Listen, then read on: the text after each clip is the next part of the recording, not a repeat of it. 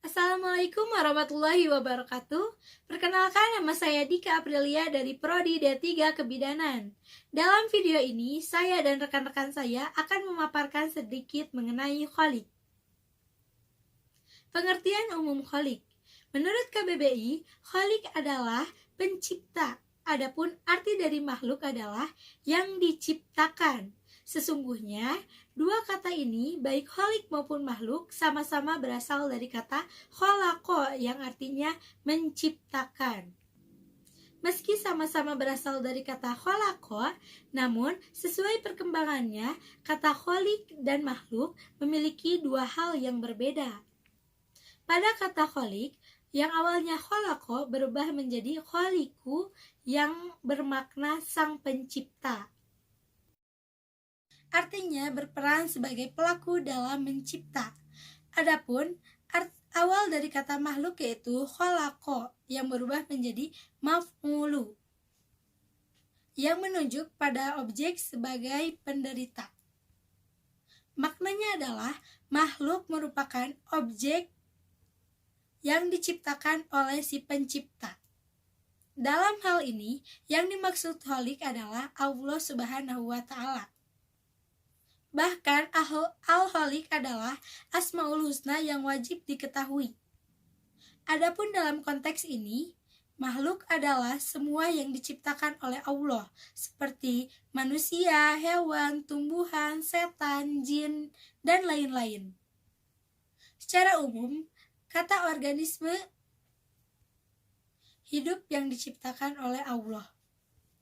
Selain itu, makhluk juga merujuk pada makhluk halus, makhluk hidup, dan makhluk legenda. Pengertian menurut Islam, Al-Kholik adalah zat yang menciptakan sesuatu tanpa bahan atau contoh yang sudah ada. Di dalam Al-Quran juga menegaskan, Allah lah yang menciptakan alam semesta ini, langit dan bumi diciptakan dalam waktu tertentu, yaitu 6 hari. Dengan prinsip kebenaran dan penciptaan itu bukanlah pekerjaan main-main. Karenanya, atas semua kejadian penciptaan itu, manusia diperintahkan untuk dapat memikirkannya. Melalui pemikiran terhadap penciptaan alam semesta itu, manusia diharapkan memperoleh kesadaran, ketuhanan, dan menemukan Tuhannya. Selain itu, pemikiran ini akan mengantarkan pada kesadaran pengetahuan dan berusaha mewujudkan dalam realitas kehidupan manusia. Allah menciptakan alam semesta ini tanpa ada contoh sebelumnya. Proses penciptaan adalah suatu aktivitas yang sangat menentukan sebuah eksistensi. Eksistensi Tuhan sepenuhnya melekat pada penciptaan, kesempurnaan, keteraturan, dan keseimbangan yang terkandung dalam ciptaannya adalah wujud kesempurnaan Tuhan. Karenanya, jika manusia ingin diakui eksistensinya, maka ia harus terus mencipta. Manusia dapat menciptakan sesuatu di dunia ini sesuai dengan kemampuan berpikirnya dengan bahan yang telah diciptakan oleh Allah Subhanahu wa Ta'ala. Dengan segala potensi yang ada pada dirinya, manusia didorong, bahkan diperintahkan untuk dapat menghasilkan karya cipta dan rasa bermanfaat bagi dirinya dan orang lain. Derajat sebaik-baiknya manusia dapat dicapai pada saat manusia menjadi yang paling bermanfaat bagi sesamanya. Orang yang meneladani asma Allah Subhanahu wa Ta'ala, Al-Kholik, dituntut untuk menciptakan hal-hal baru yang inovatif. Hal ini diperlukan karena proses terciptanya sesuatu memerlukan pengetahuan dan kemampuan. Pengetahuan dan kemampuan inilah yang harus dibudayakan dalam rangka menghasilkan produk-produk yang baru dan inovatif. Dengan demikian, umat Islam yang dijuluki oleh Allah Subhanahu wa Ta'ala sebagai sebaik-baiknya umat akan senantiasa dinamis mengikuti perkembangan ilmu pengetahuan dan teknologi di sepanjang masa, meyakini bahwa Allah Subhanahu wa Ta'ala pencipta hakiki. Di dalam Al-Quran terkadang ditemukan kata kholakna yang berarti kami menciptakan. Di sini tentu saja dapat dimaknai ada keterlibatan pihak lain dalam penciptaannya. Sementara ayat Al-Quran yang menggunakan redaksi kholaktu, aku menciptakan, berarti mutlak kuasa dan wewenang Allah Subhanahu wa Ta'ala. Meskipun menggunakan redaksi kholaktu, aku menciptakan, berarti mutlak kuasa dan wewenang Allah Subhanahu wa Ta'ala.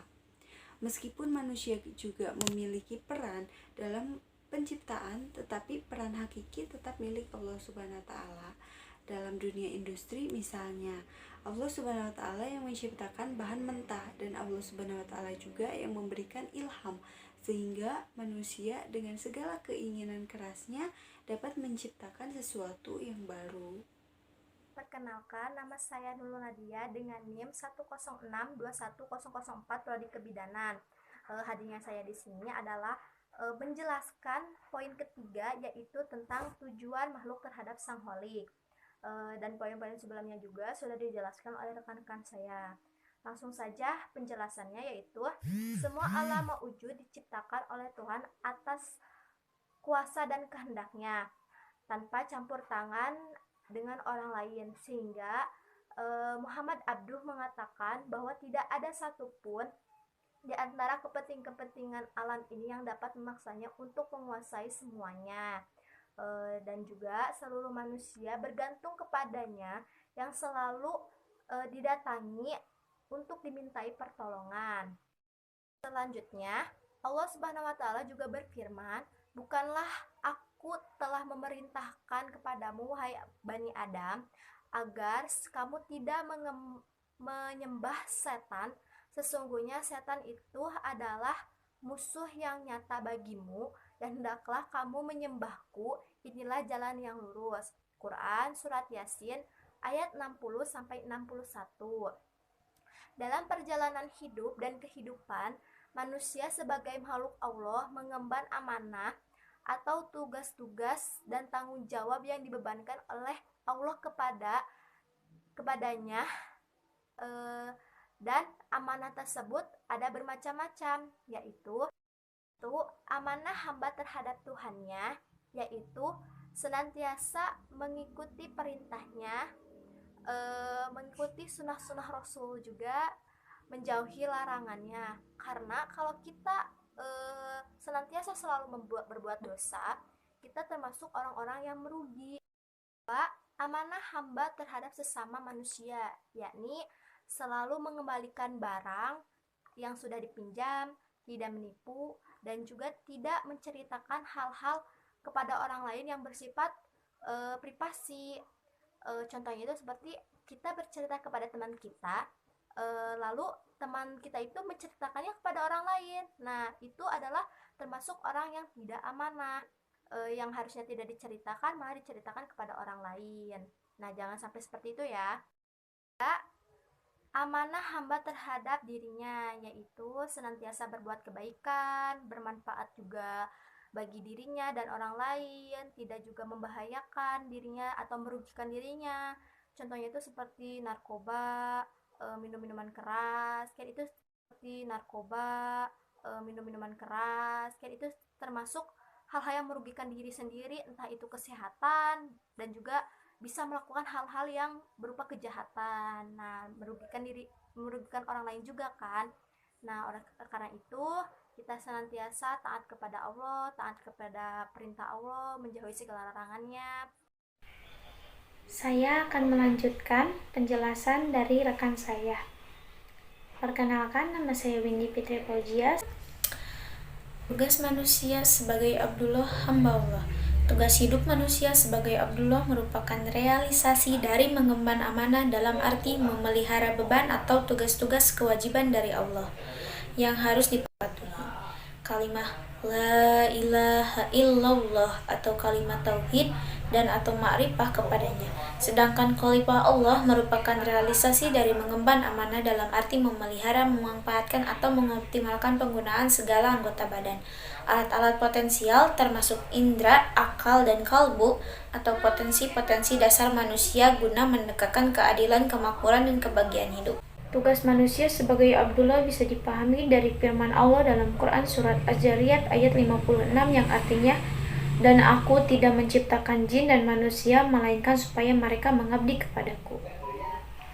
Sehingga walaupun ilahi yang melekat pada tubuh material manusia telah melakukan perjanjian dengan Tuhan untuk bersedia tunduk dan taat kepadanya, tetapi ketundukannya kepada Tuhan tidaklah terjadi secara otomatis pasti sebagaimana robot, melainkan karena pilihan dan keputusannya sendiri.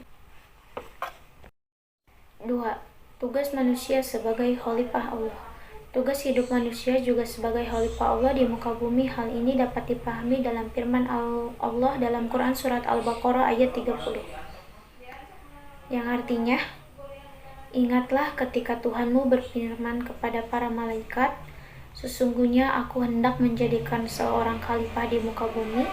Mereka berkata, mengapa engkau hendak menjadikan khalifah di bumi itu orang yang akan membuat kerasukan padanya dan menumpahkan darah? Padahal kami senantiasa bertasbih dengan memuji engkau dan mensucikan engkau. Tuhan berfirman, sesungguhnya aku mengetahui apa yang tidak kamu ketahui.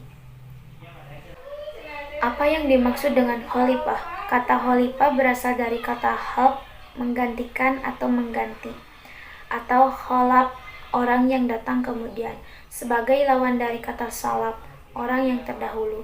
Sedangkan arti khalifah adalah menggantikan yang lain. Ada kalanya karena tidak adanya, tidak hadirnya orang yang diganti, atau karena kematian orang yang diganti, atau karena kelemahan atau tidak berfungsinya yang diganti. Misalnya Abu Bakar ditunjuk oleh umat Islam sebagai khalifah, pengganti Nabi Shallallahu Alaihi Wasallam, yakni penerus dari perjuangan beliau dan pemimpin umat yang menggantikan Nabi Shallallahu Alaihi Wasallam setelah beliau wafat, atau Umar bin Khattab sebagai pengganti dari Abu Bakar dan seterusnya. Dan ada kalanya karena beliau wafat, atau Umar bin Khattab sebagai pengganti dari Abu Bakar dan seterusnya. Dan ada kalanya karena memuliakan atau memberi penghargaan atau mengangkat kedudukan orang yang dijadikan pengganti. Pengertian terakhir inilah yang dimaksud dengan Allah mengangkat manusia sebagai khalifah di muka bumi, sebagai firman-Nya dalam Quran Surat Al-Fatir ayat 39, Quran Surat Al-An'am ayat 165. Sekian penjelasan dari kelompok kami. Wassalamualaikum warahmatullahi wabarakatuh.